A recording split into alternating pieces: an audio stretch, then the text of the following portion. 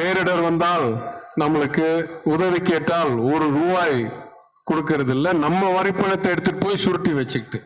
அதற்கு மாறாக என்ன சொல்றார்கள், நீங்கள் எல்லாம் ஹிந்தியையும் சமஸ்கிருதத்தையும் கல்வியாக கற்றுக்கொள்ள வேண்டும் திணிக்கிறார்கள். நாங்கள் சொல்ற திட்டத்தில் தான் நீங்கள் கல்வி பெற வேண்டும், நாங்கள் சொல்ற தேர்விலால் தான், நீங்க நீட்டு தேர்விலால் தான் மருத்துவத்தை கற்றுக் கொடுக்கறதுக்கு தேர்வு செய்ய வேண்டும். இதெல்லாம் நம்ம பணத்தில் நம்ம பசங்களுக்கு நம்ம செய்ய வேண்டிய சட்டமைப்பில் மாநில பட்டியலில் இருக்கிற உரிமைகளை தொடர்ந்து பறிக்கிறார்கள்.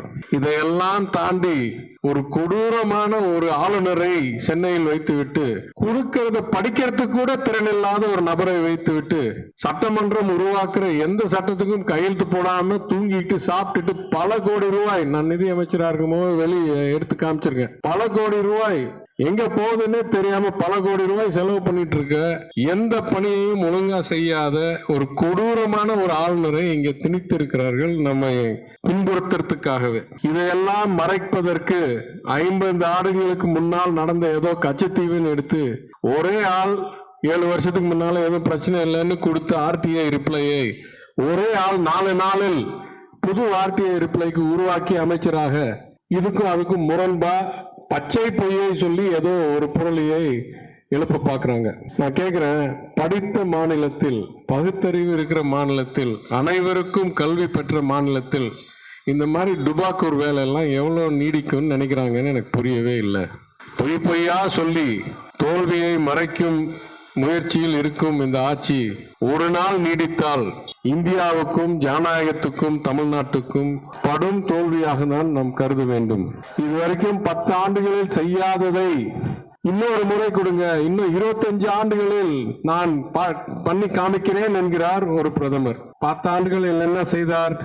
இந்தியாவுடைய பொருளாதாரத்தை, தலா பொருளாதாரத்தை பங்களாதேஷுக்கு அடியில கொண்டு போய் வீழ்த்தி வைத்தார் இந்த பிரதமர். இவர் சொல்றாரு, இன்னும் எனக்கு 25 ஆண்டுகள் கொடுங்கன்றார். உத்தரப்பிரதேசம் அவ்வளோ சிறப்பாக வளர்கிறது என்றார்கள். உத்தரப்பிரதேசோடைய தனிநபர் உற்பத்தி பாகிஸ்தானோட கம்மியா இருக்கு. இவங்க சொல்றாங்க, நாங்க தான் சிறப்பா அரசாங்கம் நடத்துறோம், இந்தியாவிலேயே 2வது அப்படின்னு.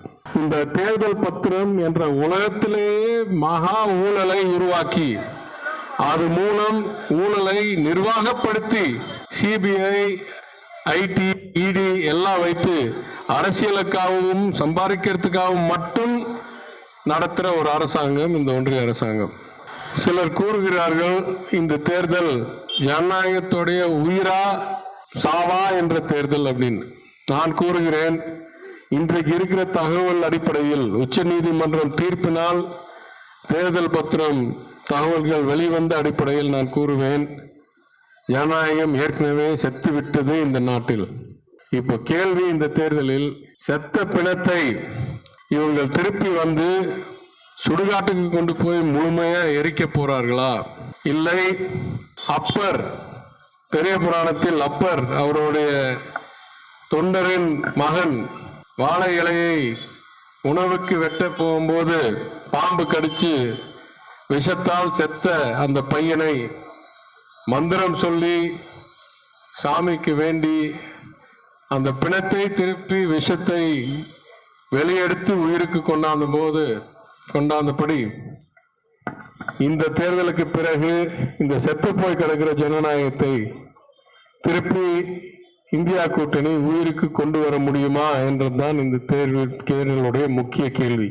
எனவே யாருக்கெல்லாம் நாட்டில் பற்று இருக்கிறதோ, யாருக்கெல்லாம் ஜனநாயகத்தில் பற்று இருக்கிறதோ, யாருக்கெல்லாம் தமிழ்நாட்டு மேல பற்று இருக்கிறதோ, யாருக்கெல்லாம் உங்கள் குழந்தைகள் மேல், உங்கள் பேரப்பசங்கள் எதிர்காலத்துக்கு மேல் பற்றும் ஆர்வமும் இருக்கிறதோ, நீங்கள் அனைவரும் ஏப்ரல் 19ஆம் தேதி வாக்குச்சாவடிக்கு திரளாக சென்று அறிவால் சுத்தியல் நட்சத்திர சின்னத்தில் தோழர் சு. வெங்கடேசனுக்கு வாக்களிப்பீர்கள் என்று வேண்டி செய்வீர்கள் என்று நம்பி இந்த வாய்ப்புக்கு நன்றி கூறி நான் விடைபெறுகிறேன். வணக்கம்.